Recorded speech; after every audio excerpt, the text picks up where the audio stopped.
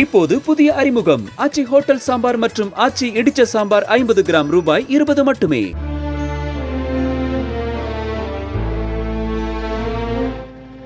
மாயி படத்தை இயக்கிய இயக்குனர் சூரிய பிரகாஷ் திடீர் என்று இறந்தது திரை உலகில் அதிர்ச்சியை ஏற்படுத்தியுள்ளது.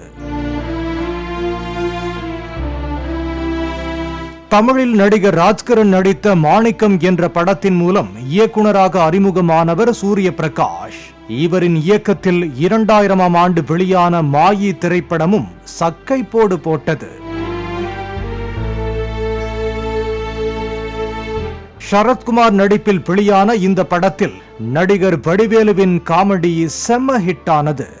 தொடர்ந்து சரத்குமாரை வைத்து திவான் என்ற படத்தையும் சூரிய பிரகாஷ் இயக்கினார். தற்போது படங்கள் எதுவும் இயக்காத நிலையில் திடீர் என்று சூரிய பிரகாஷ் இறந்து போனார். இது குறித்து நடிகர் சரத்குமார் தன் எக்ஸ் பக்கத்தில் உருக்கமான பதிவை வெளியிட்டுள்ளார். அதில் தனது நடிப்பில் வெளியான மாயி, திவான் ஆகிய வெற்றி படங்களை இயக்கிய அருமை நண்பர் சூரிய பிரகாஷ் அவர்கள் இன்று அதிகாலை இறைவனடி சேர்ந்தார் என்ற செய்தி அறிந்து மிகுந்த அதிர்ச்சியும் வேதனையும் அடைவதாக தெரிவித்துள்ளார்.